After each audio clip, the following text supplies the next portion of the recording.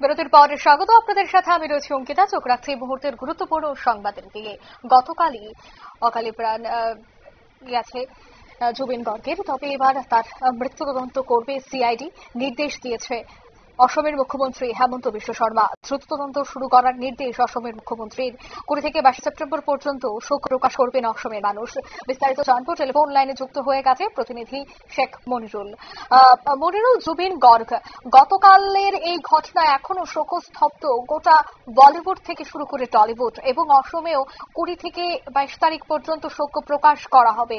এর মধ্যেই আজ হেমন্ত বিশ্ব শর্মার যে বক্তব্য উঠে এসেছে যে এবার সিবিআই তদন্তের দাবি তিনি করেছেন, কি বলবেন এই বিষয়টায়?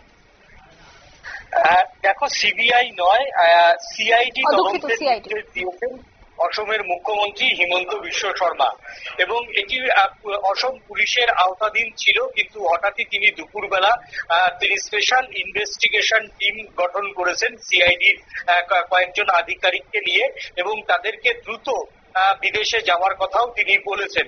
এবং সূত্রের খবর যে অসমের যে সিআইডি তারা ইতিমধ্যেই ভারতীয় বিদেশ মন্ত্রকের সঙ্গে যোগাযোগ করার পরে সেইখানে সেই অনুষ্ঠানে যে 15 জন যারা ছিল গায়কের সঙ্গে, মৃত গায়কের সঙ্গে যারা ছিলেন তাদেরকে কিন্তু আটক করা হয়েছে, এবং তাদেরকেও একই সঙ্গে ভারতে ফেরানোর ব্যবস্থা করা হচ্ছে। তাদের প্রত্যেককেই জেরা করবে সিআইডি, অসম পুলিশের সিআইডি জেরা করবে।